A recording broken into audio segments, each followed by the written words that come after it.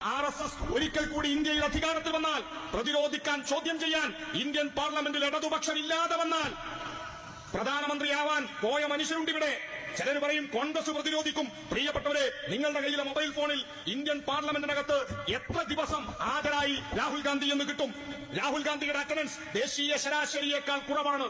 Indian പാർലമെന്റിൽ പൌരത്വ ഭേദഗതി നിയമം പോലും ചർച്ച ചെയ്യുന്ന കാലത്ത് ചോദ്യം ചെയ്യാൻ, ഇടപെടാൻ തയ്യാറാവാത്ത മനുഷ്യൻ എന്തിന്? 77% ദേശീയ ശരാശരി. രാഹുൽ ഗാന്ധിയുടെ ശരാശരി 67. ദേശീയ ശരാശരിയേക്കാൾ കുറവാണ് ഇന്ത്യൻ പാർലമെന്റിൽ രാഹുൽ ഗാന്ധി എന്ന് പറയുന്ന മനുഷ്യന്റെ അറ്റൻഡൻസ്. ഇന്ത്യൻ പാർലമെന്റിൽ രാഹുൽ ചോദിച്ച ചോദ്യം ഒരുപക്ഷെ നിങ്ങൾ അവിശ്വസിക്കും. ഞാൻ ഈ നാടിനോട് പറയുമ്പോൾ ചിലപ്പോൾ നിങ്ങൾ അത് വിശ്വസിക്കില്ല. പരിശോധിക്കാം. 3 ചോദ്യമാണ് ഇന്ത്യൻ പാർലമെന്റിൽ രാഹുൽ ഗാന്ധി ചോദിച്ചത്. പൌരത്വ നിയമത്തിനെതിരെ പോലും ചോദ്യം ചോദിക്കാൻ രാഹുൽ ഉണ്ടായിരുന്നില്ല എന്നതാണ് പാർലമെന്ററി കാര്യങ്ങൾ പരിശോധിക്കുന്ന രേഖകൾ പരിശോധിച്ചാൽ നമുക്ക് കിട്ടാവുന്നത്. അവിടെയാണ് ഇടതുപക്ഷം ഇന്ത്യയുടെ പാർലമെന്റിനെ പോലും നോക്കുകുത്തിയാക്കിക്കൊണ്ട് RSSകാർ അവരുടെ അജണ്ട നടപ്പിലാക്കാൻ ശ്രമിക്കുന്ന സമയത്ത് പാർലമെന്റിനകത്ത് ചോദ്യം ചെയ്യാൻ ചമ്പതാകയുടെ കരുത്തുണ്ടാവണം. അവിടെയാണ് RSS അവരുടെ അജണ്ട നടപ്പിലാക്കാൻ വേണ്ടി പാർലമെന്റിനകത്ത് നിന്ന് മതനിരപേക്ഷത എന്ന വാക്ക് ഭരണഘടനയിൽ നിന്ന് ഒഴിവാക്കണമെന്ന് രാജ്നാഥ് സിംഗ് അവതരിപ്പിച്ച കാലത്ത് ഇന്ത്യൻ പാർലമെന്റിൽ ഒരു മനുഷ്യനുണ്ടായിരുന്നു. ആ മനുഷ്യൻ ഇങ്ങനെ എണീറ്റ് നിന്നു. ആ മനുഷ്യൻ ഇന്ത്യൻ പാർലമെന്റിനകത്ത് ചോദിച്ച ഒരു ചോദ്യം വാട്ട് ഈസ് ഇന്ത്യ എന്ന ചോദ്യമാണ്. What is India?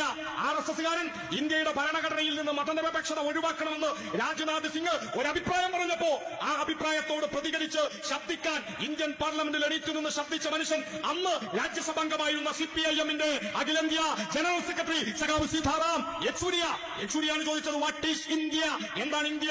എന്നിട്ട് യെച്ചൂരി ഇന്ത്യയുടെ ഭരണഘടന ഉയർത്തിപ്പിടിച്ച് രാജ്യത്തിന്റെ പാർലമെന്റിൽ പറഞ്ഞു we the people of India having solemnly resolved to constitute India into a sovereign socialist secular democratic republic. നമ്മൾ പലകുറി പറഞ്ഞത് രാജ്യത്തിന്റെ ഭരണഘടനയുടെ പ്രിയാമ്പിൾ ആവർത്തിക്കേണ്ടതുണ്ട്.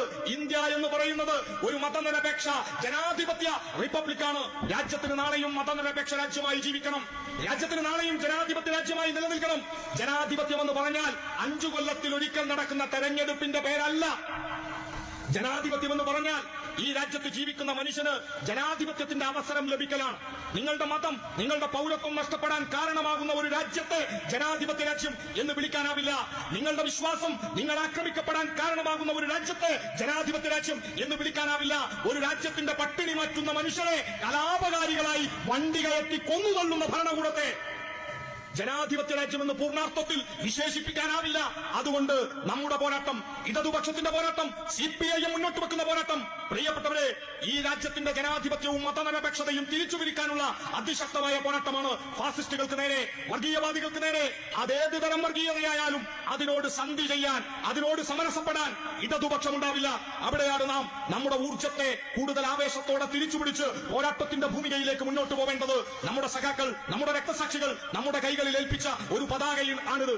അവരുടെ കണ്ണിലെ ചോര കൊണ്ട്, രക്തസാക്ഷികൾ അവരുടെ നെഞ്ചിലെ കിനാവ് കൊണ്ട് ചുവപ്പിച്ച ഈ ചുവന്ന പതാക അഭിമാനത്തോടെ ഉയർത്തിപ്പിടിച്ചുകൊണ്ട് ഈ രാജ്യത്തിനകത്ത് കമ്മ്യൂണിസ്റ്റുകാർ ഈ രാജ്യത്തിന്റെ പോരാട്ട ഭൂമിയിലേക്ക് കൂടുതൽ ആർജവത്തോടെ, ആവേശത്തോടെ മുന്നോട്ട് പോകുമ്പോ ഈ നാടിനകത്ത് മുഴുവൻ മനുഷ്യരും, നിങ്ങളിൽ ലീഗുകാരുണ്ടാവാം, നിങ്ങളിൽ കോൺഗ്രസുകാരുണ്ടാവാം, നിങ്ങളിൽ കടുത്ത ഇടതുപക്ഷ വിരോധികൾ പോലും ഉണ്ടാവാം. പ്രിയപ്പെട്ട സുഹൃത്തെ, നിങ്ങളുടെ രാഷ്ട്രീയ അഭിപ്രായ വ്യത്യാസങ്ങളെ മാനിച്ചുകൊണ്ട് തന്നെ തീർച്ചയായും നിങ്ങളുടെ പാർട്ടിയാണ് ശരി എന്ന വിശ്വാസം നിങ്ങൾ പുലർത്തുന്നതിനെ ആദരവോടെ കണ്ടുകൊണ്ട് തന്നെ ചോദിക്കട്ടെ, എവിടെ ഈ രാജ്യത്തിന്റെ മതനിരപേക്ഷത സംരക്ഷിക്കുന്ന പോരാട്ടങ്ങളിൽ നിങ്ങളുടെ പ്രസ്ഥാനങ്ങൾ?